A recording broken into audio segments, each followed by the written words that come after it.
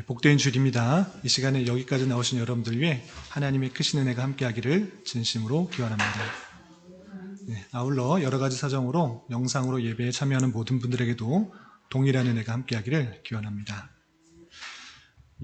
계속해서 역대하의 말씀을 읽어나가고 있습니다. 우리가 역대기 말씀을 대하고 있는데 또 처음 오신 분들도 있으니까 간단하게 역대기의 내용들을 설명하고 넘어가도록 하겠습니다. 역대상, 역대하 이 두 권의 책이 원래는 한 권의 책, 역대기라고 쓰여진 것인데 그것이 왜 쓰여졌느냐라고 하면 다름 아니라 이스라엘 백성들이 포로에서 되돌아왔을 때 그들의 정체성을 다시 한번 확인해주고 이스라엘 나라에 회복할 때 어떤 것을 중점으로 회복해야 되는지를 알려주기 위해서 역대기 기자는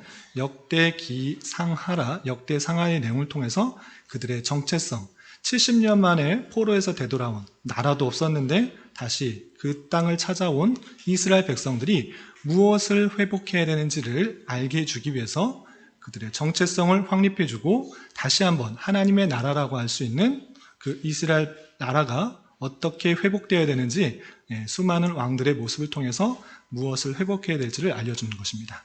그래서 역대상은 1장부터 9장까지 길게 아담으로부터 포로 시기까지 족보가 어떻게 이어지는지를 아주 자세하게 기록되어 있습니다.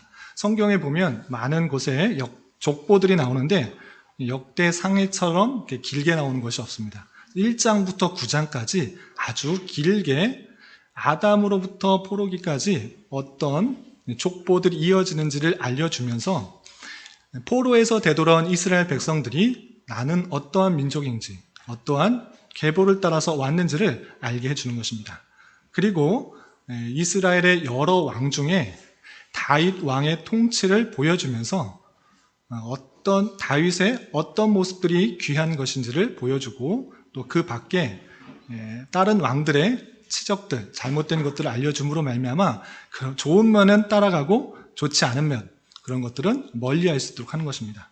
그러면 역대상의 10장부터 마지막 29장까지 다윗의 얘기가 아주 길게 나오는데 핵심적인 내용이 무엇인가, 다윗이 잘한 것이 무엇인가 라고 했을 때는 다른 게 아니라 초대왕, 이스라엘의 초대왕은 하나님께 구하지 않아야 했는데 다윗은 하나님께 나아가 구했다는 것입니다. 사울은 그의 통치 말년에 신접한 여인, 오늘날에 있어서 무당을 찾아가서 내가 어떻게 될 것인지 물었지만 그것을 하나님께서 보시고 악하게 여겨서 그를 죽이셨다라고 표현하고, 그를 이어서 세운 다윗은 하나님을 찾는 마음, 하나님을 구하는 마음, 하나님께 의지하는 마음이 있어서 왕이 됐음에도 불구하고 나는 좋은 곳에 이곳에 있는데 하나님의 궤는 천막에 있다 생각하면서 먼 곳에서 궤를 옮겨오기도 하고 또 그 궤를 안전하게 잘 보호해 주기 위해서 성전을 짓고자 그런 마음을 품었던 왕인 것입니다. 그렇게 왕들에 있어서 가장 중요한 것이 무엇이냐라고 했을 때는 다른 게 아니라 하나님을 찾느냐, 하나님을 구하고 있느냐를 평가해서 그 모습들을 강조하면서 표현하고 있는 것입니다. 그래서 다윗 왕은 아주 하나님을 온전히 찾고 구하고 그를 잘 모시기 위해, 잘 섬기기 위해서 성전을 짓고자 하였지만 그가 전쟁을 많이 했기 때문에 하나님께서는 그를 통하여 성전을 짓지 못하도록 하였습니다. 그래서 전쟁, 힘, 무력을 통해서 하나님의 나라가 완성되는 것이 아니라 하나님의 나라는 평화의 왕이고 또 평강의 나라라는 것들을 알게 해주기 위해서 그의 아들, 다윗의 아들 솔로몬을 통하여서 샬롬이라고 이름을 붙일 수 있는, 평화라고 이름을 붙일 수 있는 그를 통하여서 성전이 지어지게 되는 것입니다. 그래서 역대상이 끝나고 역대하를 보면 1장부터 9장까지 솔로몬이 어떻게 성전을 지었는지 구체적으로 또 자세하게 그의 통치를 설명하고 있는 것입니다. 그리고 나서 솔로몬이 죽고 나서 그 아들 르호보암으로부터 이 나라가 나뉘어지게 되는데, 르호보암 때 왜 나라가 나뉘어지게 되는가 라고 했을 때는 계속적으로 강조되고 있는 그 왕의 가장 중요한 자질, 다름 아니라 하나님께 묻고 하나님께 의지하고 하는 그런 모습들이 없었던 것입니다. 물론 솔로몬의 잘못된 그런 타락한 모습들 때문에 하나님의 진노가 임하여서 나라가 나뉘게 된 것이지만 실질적으로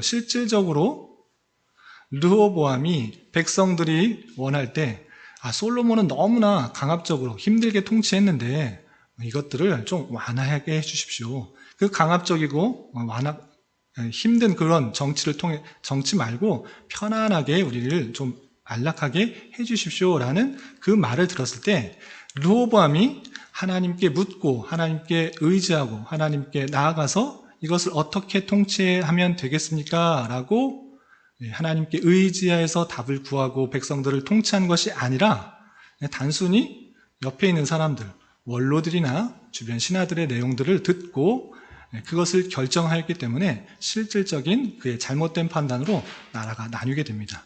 그래서 통일 왕국은 르호보암 때 북이스라엘과 남유다로 나뉘게 되고 그 다윗의 정통성은 남유다로 계속적으로 이어지게 됩니다. 그래서 르호보암이 나뉘어져 있는 분열 왕국의 초대 왕이 되고 그 뒤를 이어서 아비야, 그 뒤를 이어서 그의 아들 아사, 그리고 그 뒤를 이어서 오늘 본문인 역대하의 주인공인 여호사밧이 왕위에 오른 것입니다. 그래서 분열 왕국의 네 번째 왕이 여호사밧입니다. 그런데 신앙생활 조금 많이 오래 하신 분들은 이 여호사밧에 대해서 많이 들어보셨을 텐데 또 처음 하신 분들 여러분도 있을 것 같은데 이 여호사밧에 대해서 잘 기억하셔야 됩니다. 남유다에 20명의 왕이 있는데 선한 왕들이 그렇게 많지는 않습니다. 절반도 되지 않습니다. 북이스라엘의 왕들은 하나님께서 평가하실 때 다 악했다 평했고 19명의 왕 중에 다 악했다고 평했고 남유다의 20명의 왕 중에서는 잘했다라고 평가하는 사람이 절반도 되지 않는 그런 사람입니다. 그럼에도 불구하고 여호사밧은 그 선한 왕 중에 손가락 안에 꼽힐 만한 아주 선한 일들을 했기 때문에 기억을 해두시는 것이 좋습니다. 그리고 내일 말씀일기 본문은 20장에서는 아주 귀한 내용들이 나오기 때문에 내일 말씀도 오늘 읽고 또 내일도 함께 읽어갔으면 좋겠습니다. 그 여호사밧에 대해서 이 성경은 어떻게 평가하고 있는가? 그것이 17장에서 이렇게 표현하는데 17장에서 그 여호사밧에 대해서 이렇게 표현하고 있는 것입니다. 17장 보면 그는 하나님께 구하며 그의 계명을 행했다라고 표현하고 있는 것입니다. 계속 왕들에 대해서 설명을 할 때 가장 핵심이 되는 건 무엇이냐? 정치를 잘했다, 아니면 복지 정책을 잘했다, 외교 관계를 잘했다 이런 것을 표현하는 것이 아니라 그가 왕으로서 하나님께 구하고 있느냐, 구하지 아니하고 있느냐 이것을 평가하고 있는데 여호사밧은 하나님께 구하며 하나님께서 주신 말씀, 그런 율법들을 열심히 행했다라는 것입니다. 그래서 그 말씀대로 행했기 때문에 그 당시 백성들이 계속적으로 행하고 있었던 우상들, 아세라 상들, 또 산당들 이런 것들을 제거하였다 이렇게 표현하고 있는 것입니다. 그리고 18장에 넘어가면 이 여호사밧 선한 왕임에도 불구하고 그의 연약함도 있는 것입니다. 모든 사람이 완벽할 수는 없겠죠. 다윗조차 아주 강조하고 있었던 다윗조차 실수가 있었고 죄가 있었습니다. 여호사밧도 마찬가지로 하나님께 모든 것들을 구하고 또 간구하고 그 율법대로 살아가기 힘썼는데 한 가지 연약한 것, 잘못한 것이 있습니다. 그것은 무엇이냐? 자신의 아들의 결혼을 잘못시켰습니다. 여기도 결혼을 시켜야 될 그런 자녀가 있는 분도 있고 또 시킨 분도 있고 여러 가지 있는데 자신의 그런 삶들은 잘 그렇게 하나님께 묻고 했는데 자신의 아들의 결혼에 대해서는 하나님의 뜻을 구하지 않은 것처럼 보입니다. 왜냐하면 그의 아들이 여호람이라는 그런 왕자였는데 그의 아들을 북이스라엘의 공주와 결혼시킨 겁니다. 북이스라엘과 공주 결혼했는데 뭐가 잘못이냐라고 생각할 수 있는데 그 북이스라엘의 왕 그리고 그의 공주가 어떠한 신앙을 갖고 있었는지를 알면 그가 얼마나 잘못했는지를 깨닫게 되는 것입니다. 그때 당시 북이스라엘의 왕은 누구였느냐? 아합이라는 왕이었습니다. 아합은 어떠한 왕이냐? 들어보신 분도 있고 처음 들어보신 분도 있을 텐데 아합은 북이스라엘로 나눴을 때 19명의 왕 중에 가장 나쁜 왕이 누구냐라고 했을 때는 다름 아니라 아합인 것입니다. 북이스라엘 가장 나쁜 왕, 그런 왕은 아합인데 그의 딸과 결혼을 시킨 것입니다. 그래서 혼인관계가 된 것입니다. 그러면 아합이 무엇 때문에 가장 악한 왕인가라고 성경에서 표현할 때는 다른 것에 있는 것이 아니라, 그가 악한데 평가된 것은 다른 것이 아니라 우상을 숭배하는 데 가장 큰 역할을 했다라는 것입니다. 물론 다른 여로보암 왕부터 계속 우상을 숭배했는데 가장 악한 왕이 아합인데 왜 이렇게 다른 우상보다 큰 우상이 들어왔느냐 했을 때는, 자신이 결혼할 때 이스라엘 사람과 결혼한 것이 아니고 시돈 사람 엣발이라는 그런 왕의 딸과 결혼을 한 것입니다. 그 사람이 이세벨인데, 그 이세벨이 이방 사람이었기 때문에 이방에 섬기고 있던 우상 바알을 이 북이스라엘도 들어오게 된 것입니다. 그래서 이 아합은 자기 아내 말을 믿고 하나님을 온전히 섬기는 것이 아니라 바알신을 섬겼던 것입니다. 그래서 하나님을 믿는 그런 선지자도 많이 죽이고 핍박하고 자기의 뜻대로 행하는 모습을 볼 수 있습니다. 여기서 잘 깨달아야 되는데, 아합이 통치할 때 북이스라엘은 정치적으로, 경제적으로 부족한 때가 아니었습니다. 어떻게 보면 세상적으로 나라가 강건하였고 외교적으로도 관계가 아주 충실했던 그런 나라였습니다. 그렇지만 하나님께서 보시는 것은 그러한 면을 보시는 것이 아니라 하나님을 섬기는 데 있어서 이 왕이 어떻게 통치하고 있느냐, 이것을 보시고 하나님을 믿는 선지자들을 많이 죽이고 하나님을 아닌 우상들을 섬기게 할 때 그 모습이 악하다 이렇게 평가하고 그것으로 인하여서 저주가 임하게 되는 것입니다. 그렇게 여호사밧이 아합의 가문과 결혼을 하게 됨으로 말미암아 이때 이후로부터 자신은 몰랐을 것입니다. 이 결혼이 남유다에 어떤 영향을 끼칠지는 전혀 몰랐을 것입니다. 그냥 한 민족이기 때문에 북이스라엘 공주와 결혼을 시킨 것이다 라고 했겠지만, 그것으로 인해서 남유다의 큰 재앙들이 앞으로 계속 이어지게 됩니다. 그것을 알지 못하고 바로 결혼시키지 못하는 그런 실수, 그런 연약함 때문에 어떤 일들이 있느냐, 18장에 보면 북이스라엘의 아합이 남유다의 여호사밧에게 요청합니다. 우리가 저 북쪽에 있는 아람 나라를 칠 텐데 남유다, 너희가 우리를 도와줘라. 우리 전쟁할 때 연합해서 치면 쉽게 이길 수 있으니까 나만 올라가게 하지 말고 우리 이제 결혼한 사돈관계이니 나의 전쟁을 도와주어라, 이렇게 말했던 것입니다. 그래서 여호사밧은 그 응답에 거절할 수도 없고, 그래 하겠다, 내가 기꺼이 그 전쟁에 참여하겠다라고 말합니다.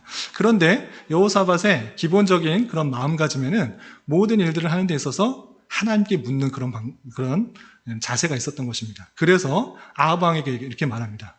전쟁하는 건 좋은데 너희 나라에 선지자들 있지 않느냐, 하나님의 선지자에게 물어서 그 전쟁을 하는 것이 맞는지 안 맞는지 그것을 물어보게 하는 것이 마땅하겠다, 이렇게 말합니다.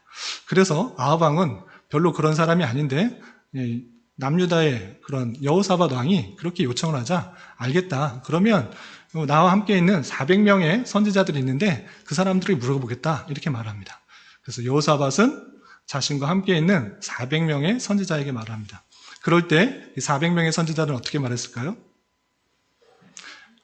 안 된다, 가지 말라, 그렇게 말했으면 좋았을 텐데 그 400명의 선지자들이 모두 다 힘을 합하여 입을 맞추어서 올라가십시오, 이것은 하나님께서 승리하게 하실 것입니다, 전쟁은 승리하게 하실 것입니다, 이렇게 말을 합니다. 400명의 선지자가 정말 하나님의 뜻을 묻었는지 하나님의 뜻을 받았는지 그건 모르겠는데 전체 다 그 아합 왕에게 이 전쟁은 승리할 것입니다, 왕이시여 전쟁에 나가십시오, 이렇게 말했습니다. 그렇게 답변을 들었음에도 불구하고 여호사밧은 찜찜한 것입니다. 아니 400명이 어떻게 하나같이 이렇게 반대도 없고 이렇게 입을 맞춰가지고 왕이 하자는 대로 하지? 그래서 다시 묻습니다. 왕이시여 그 사람밖에 없습니까? 다른 사람한테 한번 더 물어보십시오. 하나님의 선지자가 그 사람들밖에 없습니까? 다른 사람에게 물어보십시오, 이렇게 물어보게 됩니다. 그때 아합은 한 사람을 찾아냅니다. 한 사람 있습니다. 그 사람이 누구이냐면 미가야 선지자인데, 미가야 선지자는 나에게 좋은 말 한 적 한 번도 없습니다. 말할 때마다 나에게 안 좋은 말만 합니다. 이거 하지 마라. 이거 잘못한 것입니다. 이렇게 말합니다. 그래서 그 사람한테 물어보는 거 필요 없습니다. 그냥 내 뜻대로 하는 게 좋습니다. 이렇게 말합니다. 그러자 여호사밧은 그 사람에게 한번 물어보십시오. 그 사람이 진실로 말하게 될지 어떻게 합니까? 이렇게 계속 간청을 하자 아합은 하는 수 없이 그 미가야 선지자, 자신에게 나쁜 말만 하는 그 미가야 선지자에게 다시 한번 묻습니다. 내가 남유다와 힘을 합하여 아람을 치려고 하는데 이 전쟁에서 승리할 것 같습니까? 이렇게 말하자 그 미가야 선지자는 이렇게 말합니다. 네? 안 된다? 폭망. 시온은 뭐라 그랬어요? 네? 흔적도 없이 사라질 거다. 네. 어떻게 말했는가 보겠습니다. 그럼 한번 볼까요? 흔적도 없이 사라질 것이다. 이렇게 말했는지 18장 한번 보도록 하겠습니다. 한 장 전에 가보시면 14절, 18장 14절 맨 처음에 이렇게 말합니다. 14절 이에 왕이 이르니 왕이 그에게 이르되 미가야야 우리가 길르앗 라못으로 싸우러 가랴 말랴 하는지라 이르되 올라가서 승리를 거두소서 그들이 왕의 손에 넘긴 바 되리이다 하니 이렇게 됐어요. 항상 나쁘게 말하더니 이번에 어떻게 말했어요? 올라가십시오. 승리를 거두십시오. 왕의 손에 넘긴 바 될 것입니다. 이렇게 말했어요. 그 이야기를 듣더니 아합 왕이 좋아했을까요? 싫어했을까요? 좋아했을까요? 걔 항상 나쁘게 말하더니 왜 갑자기 나에게 좋은 말하지? 승리한다고 말하지? 이것이 좀 찜찜해서 다시 한번 이렇게 묻습니다. 15절 왕이 그에게 이르되 여호와의 이름으로 진실한 것 외에는 아무것도 말하지 말라고 내가 몇 번이나 내게 맹세하여야 하겠느냐 하니 이제 그 말의 진실을 다시 이렇게 풀어 설명합니다. 우리 16절 말씀 함께 읽어보겠습니다. 시작. 그가 이르되 내가 보니 온 이스라엘이 목자 없는 양같이 산에 흩어졌는데 여호와의 말씀이 이 무리가 주인이 없으니 각각 평안히 자기들의 집으로 돌아갈 것이니라 하셨나이다 하는지라. 아멘. 그 말은 무엇을 뜻하냐면 가면 죽을 것이다. 그런데 너 한번 가봐라. 그렇게 되면 어떻게 되느냐? 그 사람들, 그 군대들이 목자 없는 양같이 산에 흩어지게 된다. 목자는 누구일까요? 여기서 아합 왕입니다. 아합 왕이 죽게 될 것이고 많은 사람들이 흩어지게 될 것이다. 그리고 그 무리가 주인이 없으니 각각 평안히 자기 집으로 돌아갈 것이다. 이렇게 말한 것입니다. 그러니까 이 미가야 선지자는 그 앞의 내용을 알고 이제 앞의 내용들을 다 알기 때문에 너 전쟁에서 승리할 거니까 가봐라. 이렇게 말을 해놓고 실제로는 그가 전쟁에서 죽게 될 것을 알고 그 이후에 그가 죽음으로 말미암아 그 모였던 군사들이 평안히 흩어지고 목자 없는 양같이 흩어지고 각자 집으로 흩어지게 될 것이다. 평안히 돌아가게 될 것이다. 이 내용을 말하게 됩니다. 이 이야기를 듣자 아합 왕은 뜨끔했을 것입니다. 그럼에도 불구하고 그것이 잘못된 의견이다 생각하고 자신의 의견, 자신의 생각, 자신의 뜻을 굽히지 않습니다. 남유다 여호사밧의 군대와 자기의 군대를 모아서 아람을 치기 위해서 길르앗 라못으로 가는 것입니다. 그런데 그 전쟁의 결과 어떻게 됐을까요? 네? 맞아요. 왕을 죽었어요. 그런데 자신이 죽게 될 거라는 미가야 선지자의 말을 듣고 아합 왕은 어떤 꾀를 썼느냐? 내가 왕인 것을 만천하게 드러내면 왕인 나를 공격할 것이다. 그러니 나는 왕의 복장을 하지 않겠다. 나는 왕을 복장을 벗고 변장을 하여서 일반 군인인 것처럼 행하겠고 당신 남유다 너 왕 여호사밧 당신이여 당신은 왕의 복장을 그대로 입고 전쟁에 참여하십시오. 이렇게 말합니다. 그런데 이 예언의 미가야의 예언처럼 왕의 복장을 벗고 변장한 아합은 죽고 왕의 복장을 입었던 여호사밧은 사는 모습을 볼 수 있습니다. 그 내용이 쭉 있는데 다 읽진 않고 핵심적인 내용들 18장 29절 한번 읽어보겠습니다. 29절 함께 읽겠습니다. 시작.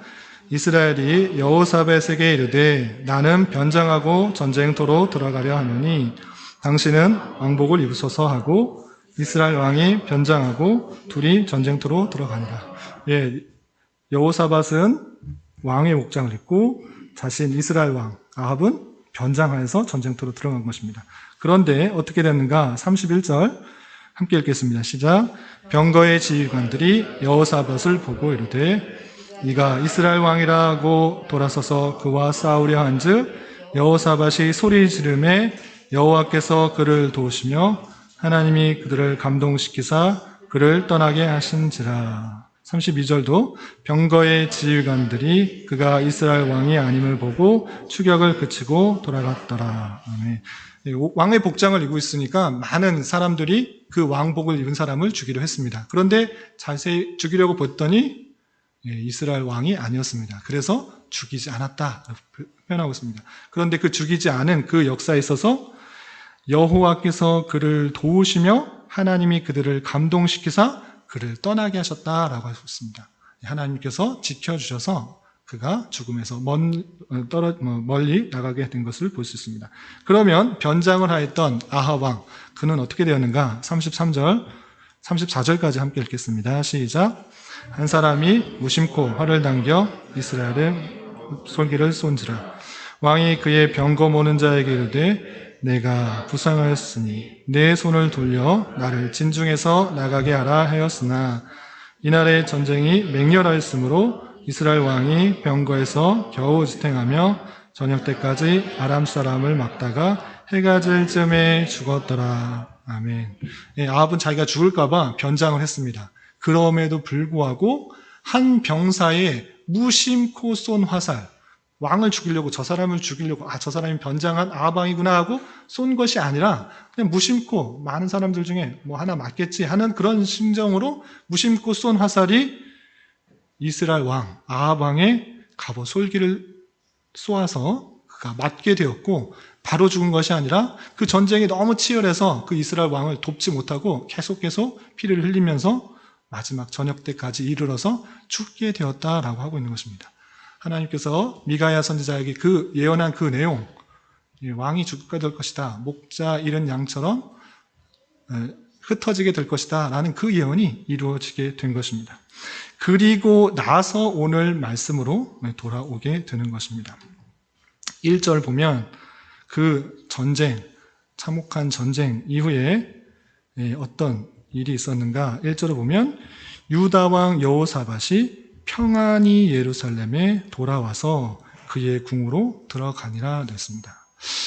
아합의 청을 들어 자신의 군대를 이끌고 함께 전쟁에 나간 그 여호사밧, 자신은 살고자 왕의 복장을 벗었는데 오히려 그는 죽고 나는 살았다. 그러고 평안히 예루살렘에 돌아온 그 여호사밧의 심정은 어떨까요? 상당히 복잡 미묘했을 것입니다. 이것은 온전히 하나님의 은혜가 아니면 살아올 수 없는 그런 모습이었다. 그런 전쟁이었다. 하나님의 뜻이 이루어지는 전쟁이었구나. 이렇게 생각이 들었을 것입니다. 그런데 예루살렘에 돌아왔을 때 한 선견자가 그의 행동을 이렇게 지적을 하고 있습니다. 그 선견자 이름은 예후인데, 예후가 그 여호사밧, 전쟁에서 막 돌아온 그 여호사밧에게 이렇게 지적을 합니다. 2절 말씀 함께 읽어보겠습니다. 19장 2절 함께 봉독합니다.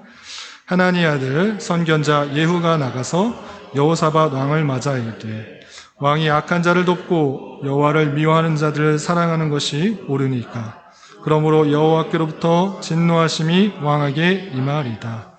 아멘. 2절까지만 보겠습니다. 전쟁에서 막 살아 돌아왔는데 선견자 한 명이 와서 자신의 잘못을 지적하는 것입니다. 악한 자를 돕고 여호와를 미워하는 자들을 사랑하는 것이 과연 옳은 것입니까? 하나님께 진정으로 물어서 그대로 행한 것입니까? 여호사밧 당신이여, 악한 자가 누구인지를 제일 깨닫고 그대로 행하지 않아야 되는데 그를 도와서 여호와를 미워하는 자를 사랑하는 것이 마땅한 것입니까? 당신이 군대를 몰고 북이스라엘 도와서 전쟁에 나가는 것이 마땅한 것입니까? 라고 하면서 그의 잘못을 강하게 질타하는 것입니다. 그 내용을 듣고 자신의 잘못들을 온전히 깨달았을 것입니다. 그런데 그렇게 잘못을 말하고 듣고 하는 데서 그치는 것이 아니라 이 예후는 그 여호사밧의 잘한 면을 칭찬해 주면서 그가 의기소침하거나 그가 무너지거나 그가 완전한 좌절된 길로 빠지지 않도록 다시 한번 회복시켜 주시기 위해서 그가 잘한 점을 다시 한번 일깨워 줍니다. 3절 어떻게 말했는지 계속 한번 읽어보겠습니다. 시작. 그러나 왕에게 선한 일도 있으니 이는 왕이 아세라 목상들을 이 땅에서 없애고 마음을 기울여 하나님을 찾음이니이다 하였더라. 아멘. 병 주고 약 주는 것도 아니고 그렇게 강하게 질타해서 오자마자 많이 피곤하고 지치고 혼돈된 그런 상황 속에서 많은 생각이 많았을 텐데 잘못들을 지적하고 자신의 죄를 깨닫게 한 다음에 그것에 그치는 것이 아니라 그럼에도 불구하고 당신은 선한 일도 행하지 않습니까? 아세라 목상을 이 땅에 없애고 마음을 기울여 하나님을 찾는 그 모습이 있지 않았습니까? 그 모습을 기억하면서 그 모습대로 다시 행하십시오 라고 격려까지 해주는 예후의 모습을 볼 수 있습니다. 이렇게 예후가 전쟁에서 평안히 돌아온 여호사밧에게 잘못을 지적하고 다시 격려하는 것을 통해 여호사밧은 다시 한번 마음을 붙잡아 자신의 잘못들을 회개하며 올바른 자신의 일들을 감당하게 됩니다. 그것이 4절 이하 11절까지 나오는데 어떤 일을 했는가 4절에 이렇게 표현하고 있습니다. 4절, 5절 함께 읽어보겠습니다. 시작. 여호사밧이 예루살렘에 살더니 다시 나가서 브엘사부터 에브라임 산지까지 민간에 두루 다니며 그들의 조상들의 하나님 여호와께로 돌아오게 하고 또 유다 온 나라의 견고한 성읍에 재판관을 세우되 성읍마다 있게 하고 첫 번째는 자신이 하나님께 돌아온 회개를 한 것에서 그치는 것이 아니라 자신이 다스리는 나라의 백성들도 온전히 하나님을 찾고 부르짖게 하기 위해서 백성들 민간에 두루두루 다니면서 하나님께 돌아올 수 있도록 종교 개혁과 함께 신앙의 회복을 위해 애썼던 모습을 볼 수 있습니다. 그리고 그렇게 한 것에 그치는 것이 아니라 지방 성읍에 여호와를 위하여 재판관을 두었던 것입니다. 유다의 온 나라의 견고한 성읍에 재판관을 세우되 성읍마다 재판관을 두어서 올바른 판단으로 바른 법의 집행이 있을 수 있도록 그렇게 세우는 것입니다. 그러면 재판할 때의 자세는 어떠한가? 6절, 7절 말씀 함께 같이 읽어보겠습니다. 시작. 재판관들에게 이르되 너희가 재판하는 것이 사람을 위하여 할 것인지 여호와를 위하여 할 것인지 잘 살피라. 너희가 재판할 때에 여호와께서 너희와 함께 하심이니라. 그런즉 너희는 여호와를 두려워하는 마음으로 삼가 행하라. 우리 하나님 여호와께서는 불의함도 없으시고 치우침도 없으시고 뇌물을 받는 일도 없으시니라 하니라. 마음의 자세가 자신이 재판했을 때 사람을 위하고 있는지 여호와를 두려워하는 마음으로인지 되돌아보아야 된다라고 했습니다. 법을 집행하는 데 있어서 사람을 바라보고 사람의 어떤 성향을 바라보고 하는 것이 아니라 정말 하나님을 대신하는 마음으로 여호와를 두려워하는 마음으로 주님 여호와께서 나에게 재판관의 임무, 역할들을 맡겼다 생각하면서 그 일들을 감당하도록 하는 것입니다. 하나님의 일을 위임받아서 집행하는 것으로 생각하면서 여호와를 두려워하는 마음으로 행하여서 뇌물 받지도 말고 불의에도 행하지 않도록 그렇게 격려하고 있는 모습을 볼 수 있습니다. 그리고 8절부터 11절도 마찬가지로 여호사밧이 재판관을 세우는 데 있어서 아주 그냥 아무런 생각 없이 하는 것이 아니라 일의 성격에 따라서 다른 재판관을 둡니다. 다 읽지는 않겠는데 제사나 성전에 관계된 종교적 소송이 있을 때는 그것은 여호와께 속한 일이다라고 하여서 레위 사람들과 제사장들이 그 모든 일들을 담당하도록 하였습니다. 반면에 피 흘림이나 율법의 계명이나 규례로 말미암아 송사가 일어났을 때 또 왕에게 속한 일들, 이러한 주민의 일반적인 일들이 있을 때는 어떤 사람들이 다스렸느냐, 재판을 하였느냐 했을 때는 이스라엘 족장들 중에서 세워진 자들, 그들 중에서 사람을 세워서 그 일들을 재판하도록 했던 것입니다. 그래서 유다 지파의 어른, 이스마엘의 아들, 스바랴 등 주민의 송사를 담당하는 사람과 또 종교적인 일들, 여호와께 속한 일들을 감당한 사람을 따로 세워서 그 일들을 여호와를 위하는 마음으로 잘 감당하도록 훈계하고 훈시하는 모습을 볼 수 있습니다. 그래서 또 9절과 11절에 보면 진실과 성심을 다하여 여호와를 경외하라 라는 표현이 있고, 또 너희는 힘써 행하라, 여호와께서 선한 자와 함께 하심으로 말미암아 그 맡겨진 일들을 잘 감당할 수 있도록, 성심껏 잘 할 수 있도록, 진실껏 잘 할 수 있도록 그가 자신의 맡은 부분에 있어서 그 재판을 잘 할 수 있도록 격려하고 독려하고 북돋아주는 그런 모습을 살펴볼 수 있습니다. 이런 모습을 통해서 여러 가지 것들을 생각해 볼 수 있는데, 특별히 세 가지 점을 우리 삶에 기억하며 적용했으면 좋겠습니다. 첫 번째로, 여호사밧은 어떻게 평안히 예루살렘에 돌아올 수 있었는가라는 것입니다.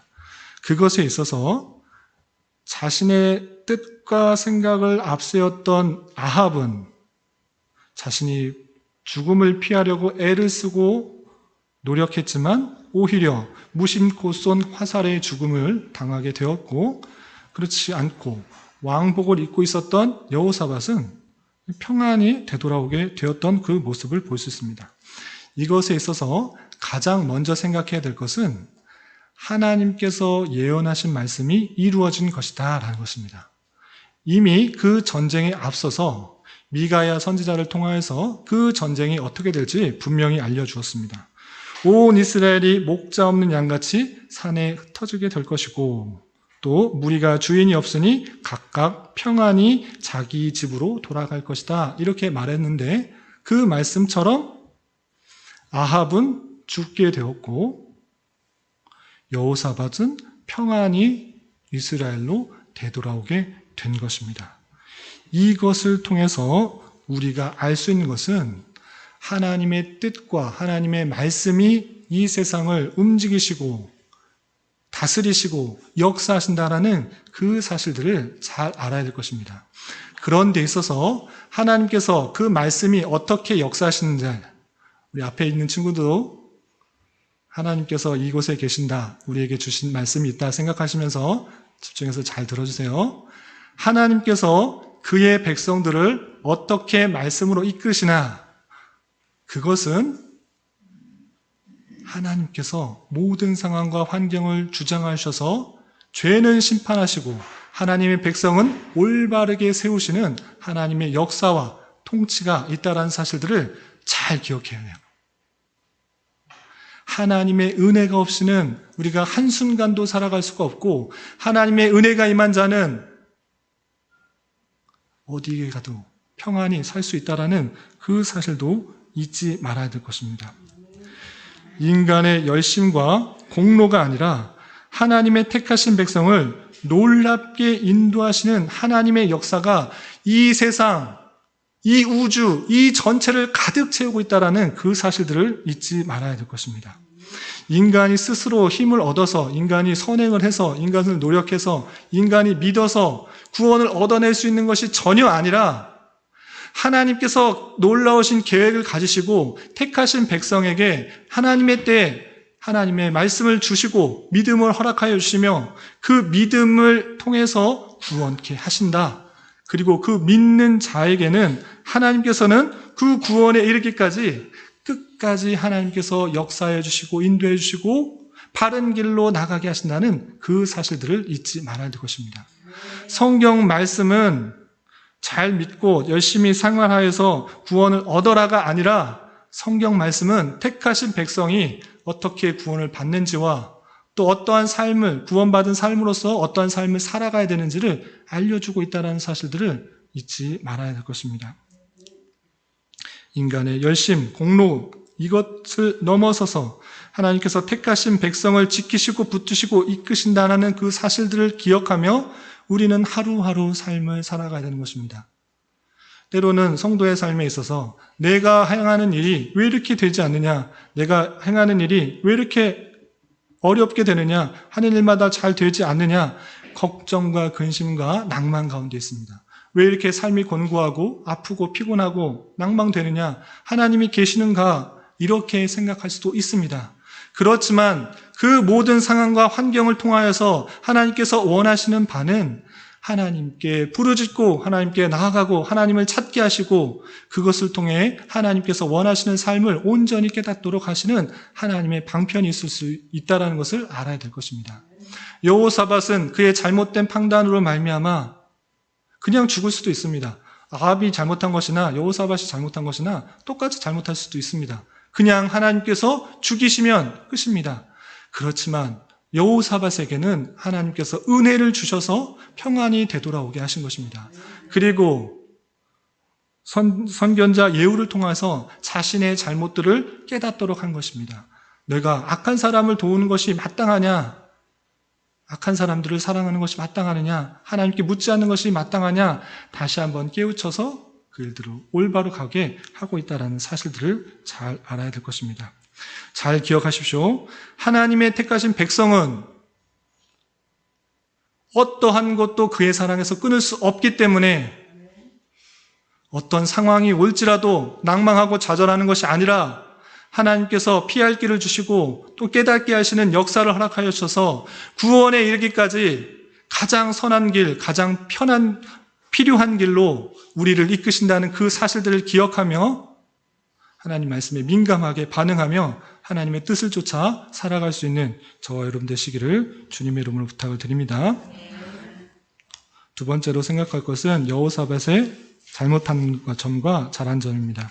물론 잘못한 점은 아까 선견자 예후가 지적한 것처럼 악한 자를 돕고 여호와를 미워하는 자들을 사랑하는 것, 그것이 잘못한 것이다. 이렇게 되었습니다. 하나님께 묻지 않고 그가 아합이 악한 자였는데 그를 도운 것, 하나님께서 미워하시는 그 자였는데 그를 도와준 것, 그를 사랑한 것, 그것이 잘못됐다. 이렇게 지적되었습니다. 그리고 잘한 점은 예후 선견자의 말처럼 아세라 목상을 없애고 하나님을 찾는 일, 그거 잘한 것이다. 이렇게 말했습니다. 그런데 정말 여호사밧이 잘한 것은 어떤 것이냐? 아세라 목상 없앤 것, 하나님을 찾은 것, 이것이 아니라 그 예후 선지자의 강한 지적에 낭망하고 좌절하고 또는 예후 선지자를 옥에 가두고 목을 치라 이렇게 한 것이 아니라 그 말씀을 듣고 변화됐던 것입니다. 그것이 정말 여호사밧의 잘한 점입니다. 누구나 실수는 할 수 있습니다. 누구나 잘못을 할 수가 있고 범죄할 가운데 있을 수 있습니다. 그것이 연약한 인간입니다. 다윗도 마찬가지고 솔로몬도 마찬가지로 잘한 점이 있지만 그 이면에는 잘못한 점이 있습니다. 그런데 중요한 것은 그 잘못에 대하여 얼마나 하나님 말씀에 반응하여 돌이키는가가 중요한 것입니다. 그 말씀을 들었을 때 자신의 아버지인 아사 왕은 어떻게 했는가? 자신의 잘못을 지적하였을 때 그 선지자를 감옥에 가두어 버리는 일이 있었습니다. 내게 듣고 싶은 말만 듣고 싶은데 전쟁에서 힘들어 죽겠는데 겨우 목숨만 살아서 왔는데 나를 지적해? 네가 선견자면 다야? 나 이 나라의 왕인데 얼마나 하나님 앞에서 하나님을 찾고 간구했던 그런 왕인데 네가 뭔데 나를 지적해? 그리고 그를 목숨을 끊든지 왕이기 때문에 무엇이든지 할 수 있습니다. 옥에 가든지 그럴 수 있습니다. 그렇게 한 것이 아니라 여호사밧은 그 지적, 그 잘못한 것을 지적하였을 때 바로 고치는 모습을 보이고 있는 것입니다. 성도의 삶도 마찬가지로 실수할 수 있습니다. 실패할 수 있습니다. 범죄할 수 있습니다. 그리고 좌절할 수도 있습니다. 그런데 그렇게 끝나는 것이 아니라 하나님께서는 다양한 손길을 통해 말씀을 주시고 회복해 하실 때 그 말씀을 붙들고 내 잘못을 정직하게 바라보며 삶을 고쳐나가는 것, 그것이 중요한 것입니다. 다윗도 밧세바를 범했을 때 자신을 지적하는 나단 선지자의 그 말을 듣고 고쳤고 회개했고, 베드로도 주님을 따르겠다, 어디에서나 따르겠다 말을 했지만 3번이나 부인했을 때 주님께서 다시 찾아와서 3번이나 회복시켜 주셨을 때 자신의 잘못과 연약함들을 정직하게 아뢰고 하나님께 나아가는 그런 모습이 있을 때 하나님께서 놀랍게 그를 사용하시는 것을 볼 수 있습니다. 마찬가지로 여호사밧의 가장 잘한 점은 예후 선견자가 지적했을 때 자신의 잘못을 정직하게 고백하고 내가 이렇게 살면 안 되는구나, 내가 잘못하였구나, 나와 같이 백성들이 살면 안 되겠구나 생각하며 자신과 백성들이 올바로 살 수 있도록 그렇게 종교개혁과 사법적 개혁을, 나라를 하나님께서 다스리는, 하나님께서 원하시는 나라로 만들기 위해 애썼던 그런 모습들이 있었던 것입니다. 그러한 모습을 살아보면서 때때로 삶을 살아가다 보면 만나게 되는 좌절감, 실패, 그런 잘못, 연약함, 죄, 악들, 그런 것들에서 하나님께서 지적하는 음성과 손길들을 발견할 때 다시 한번 내 잘못을 회개하며 일어설 수 있는 저와 여러분 되시기를 주님의 이름으로 부탁을 드립니다. 그리고 마지막으로 살펴볼 것은 여호사밧이 재판관을 세우면서 이렇게 재판관에 가져야 될 자세를 말하고 있습니다. 6절에 보면 너희가 재판하는 것이 사람을 위하여 할 것인지 여호와를 위하여 할 것인지 잘 살피라. 또 여호와를 두려워하는 마음으로 행하라. 7절에 그렇게 되어 있고, 또 9절에는 너희는 진실과 성심을 다하여 여호와를 경외하라. 또 11절에는 너희는 힘써 행하라. 여호와께서 선한 자와 함께 하실지로다 라고 하면서 재판관을 세우고 재판관으로서 마땅히 가져야 할 자세들을 잘 알려주고 있는 것입니다. 핵심적인 내용은 무엇입니까? 사적인 욕심, 개인적인 어떤 이득을 취하기 위해서 재판하는 것이 아니라 하나님 앞에서 하나님을 위하여서 하나님의 뜻대로 방법대로 그 일들을 해나가야 되는 것입니다. 거기서 중요한 것은 무엇입니까? 내가 재판을 한다고 해서, 내가 이 일을 한다고 해서 내가 드러나는 것이 아니라, 내 역할들이 드러나는 것이 아니라 하나님께서 하시는 일인데 나를 통하여 하신다라고 생각할 수 있어야 되는 것입니다. 그 방법이 무엇인가? 그 방법은 다름 아니라 하나님께서 이 세상과 교회를 통치하시는 방법입니다. 하나님께서 능력이 없으셔서 신비적인 방편으로 이 세상을 못 움직여가게 하시는 것이 아니라 하나님께서 교회와 이 세상을 다스려 가시는 방편은 무엇인가?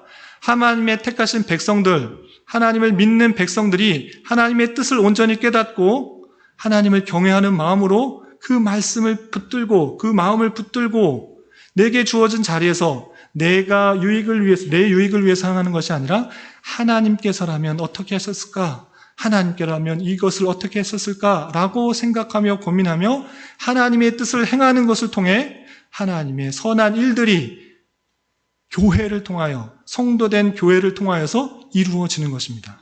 그래서 교회는 그리스도의 몸이다라고 표현하는 것입니다.